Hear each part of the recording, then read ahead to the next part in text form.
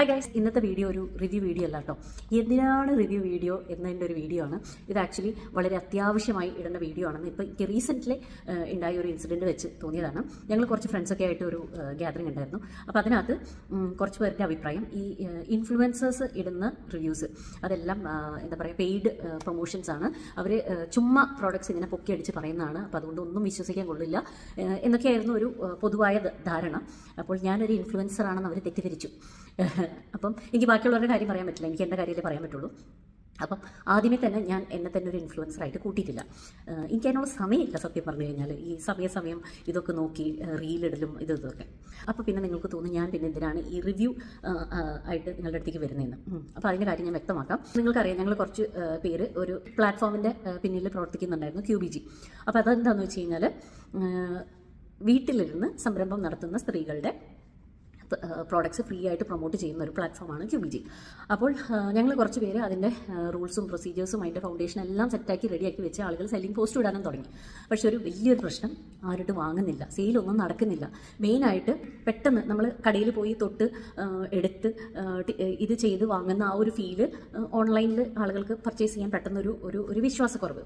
പിന്നെ ഫ്ലിപ്കാർട്ട് ആയാലും മിന്ത്ര ആയാലും അല്ലെങ്കിൽ ആമസോൺ ആയാലും ഒരു ട്രസ്റ്റ് ഫാക്ടർ വന്നിട്ടുണ്ട്. നമ്മൾ പെട്ടെന്ന് കയറി സ്ത്രീ സംരംഭകർ ഓൺലൈൻ സെല്ലിംഗ് എന്ന് പറയുമ്പോൾ ആൾക്കാരിൽ ആ ഒരു ട്രസ്റ്റ് ഫാക്ടർ നല്ല ഇഷ്യൂ ആയിട്ട് വന്നിട്ടുണ്ട്. അതിൽ ആൾക്കാരെ കുറ്റം പറയാൻ പറ്റില്ല. കാരണം ഒരു പരിചയമില്ലാത്ത ഒരാളുടെ കയ്യിൽ നിന്ന് പൈസ അഡ്വാൻസ് ആയിട്ട് കൊടുത്ത് പ്രോഡക്റ്റ് ഓർഡർ ചെയ്യുക. ഇനി അഥവാ പൈസ അഡ്വാൻസ് കൊടുത്തു, പ്രോഡക്റ്റ് നല്ലതാണോ എന്നൊരു സംശയം നോർമലായിട്ട് വരാം.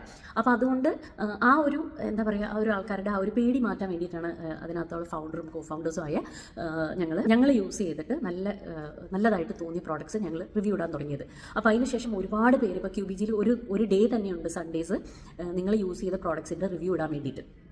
അപ്പം ഈ റിവ്യൂസ് ജെന്യുവൻ ആയിരിക്കുക എന്നുള്ളത് വളരെ അത്യാവശ്യമാണ്. കാരണം ഒന്ന്, നമ്മളുടെ തന്നെ ക്രെഡിബിലിറ്റിയാണ്. ഞങ്ങളൊരു പ്രോഡക്റ്റ് നല്ലതാണെന്ന് പറഞ്ഞിട്ട് റിവ്യൂ ഇട്ടിട്ട് ആ പ്രോഡക്റ്റ് മോശം പ്രോഡക്റ്റ് ആണെങ്കിൽ അത് ഞങ്ങളുടെ ജെന്യുവിനിറ്റീനെ അല്ലെങ്കിൽ ഞങ്ങളുടെ ക്രെഡിബിലിറ്റീനെയാണ് ബാധിക്കുക. അത് ഒരു ഫാക്ടർ. രണ്ടാമത്തെ വളരെ ഇമ്പോർട്ടൻ്റ് ആയ ഒരു ഫാക്ടർ എന്ന് പറഞ്ഞാൽ, ഈ പ്രോഡക്റ്റ് ഞങ്ങൾ റിവ്യൂ ചെയ്ത് നല്ലതെന്ന് പറഞ്ഞ് ഒരു വ്യക്തി വാങ്ങിയിട്ട് അത് വളരെ മോശമായ ഒരു പ്രോഡക്റ്റ് ആണെങ്കിൽ ആ സെല്ലറിന് റിപ്പീറ്റ് ഓർഡർ കിട്ടില്ല. അപ്പം ഞങ്ങൾ ഇതിനു വേണ്ടി കഷ്ടപ്പെടുന്ന എന്തിനാണ്? സെല്ലേഴ്സിന് കൂടുതൽ പ്രോഡക്റ്റ് കിട്ടാൻ വേണ്ടിയിട്ടാണ്. അതായത് ഇപ്പോൾ ഫോർ എക്സാമ്പിൾ നമുക്കൊക്കെ ജോലിക്ക് പോയി അധ്വാനിച്ച് എന്താ പറയുക, ഒരു സ്വന്തമായിട്ട് വരുമാനമുള്ള സ്ത്രീകളാണ്. ഇതിനൊന്നും പറ്റാതെ, അതായത് പുറത്ത് പോയി ജോലിക്ക് പോയി സമ്പാദിക്കാൻ പറ്റാത്ത സ്ത്രീകളാണ് ഈ വീട്ടിലിരുന്ന് സംരംഭം നടത്തുന്നത്. അപ്പോൾ അവർക്ക് റിപ്പീറ്റ് ഓർഡേഴ്സ് കിട്ടിക്കഴിഞ്ഞാലാണ് അവരുടെ എന്താ പറയുക, അവരുടെ ആ ഏർണിംഗ് മുന്നോട്ട് പോവുള്ളൂ. അതുകൊണ്ട് QBGയിൽ വരുന്ന റിവ്യൂസ് ജെന്യുവൻ ആയിരിക്കുക എന്നുള്ളത് വളരെ ഇമ്പോർട്ടൻ്റ് ആണ്. കാരണം എന്നാലാണ് നമ്മുടെ സെല്ലേഴ്സിന് റിപ്പീറ്റ് ഓർഡേഴ്സ് കിട്ടുകയുള്ളൂ.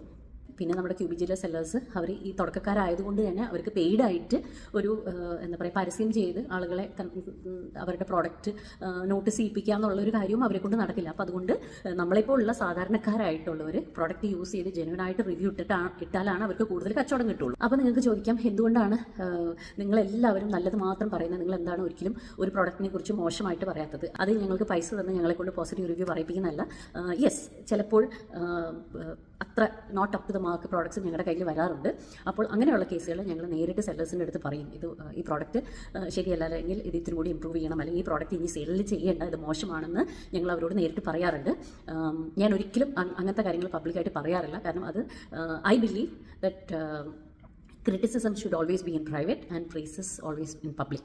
അപ്പോൾ അതുകൊണ്ട് ഞങ്ങൾ ജെന്യുവനായിട്ട് ഞങ്ങൾക്ക് നല്ലതെന്ന് തോന്നുന്ന പ്രോഡക്റ്റ്സാണ് ഞങ്ങൾ ഇന്ന് വരെ റിവ്യൂ ഇട്ടിട്ടുള്ളൂ. അപ്പോൾ ബാക്കി റിവ്യൂവേഴ്സ് അല്ലെങ്കിൽ ഇൻഫ്ലുവൻസേഴ്സിൻ്റെ കാര്യം എനിക്കറിയില്ല, ഞാൻ എൻ്റെ കാര്യമാണ് പറഞ്ഞത്. അപ്പോൾ എനിക്ക് നിങ്ങളോട് പറയാനുള്ളത്, നമ്മൾ പലപ്പോഴും പല സൂപ്പർ മാർക്കറ്റിൽ നിന്നും പല സൈറ്റുകളിൽ നിന്നും ഒരു സംശയമില്ലാതെ നമുക്ക് ഒരു പരിചയമില്ലാത്ത ആളുകളിൽ നിന്ന് പ്രോഡക്റ്റ് വാങ്ങി യൂസ് ചെയ്യാൻ കാണിക്കുന്നതിൻ്റെ ഒരു 1% വിശ്വാസം നമ്മുടെ QBGയിലെ സെല്ലേഴ്സിനും കൂടി കൊടുക്കുക. അവരുടെ പ്രോഡക്ട്സ് വാങ്ങി ട്രൈ ചെയ്ത് നിങ്ങൾ പേഴ്സണലി എക്സ്പീരിയൻസ് ചെയ്യാൻ നല്ലതാണോ പൊട്ടയാണോ എന്നുള്ളത്. ഇനി എന്നിട്ടും നിങ്ങൾക്ക് വിശ്വാസമില്ലെങ്കിൽ നിങ്ങൾക്ക് വാങ്ങാതിരിക്കാം, അതും നിങ്ങളുടെ ഓപ്ഷനാണ്. അപ്പോൾ എനിക്കിതേ പറയാനുള്ളൂ. നന്ദി, നമസ്കാരം.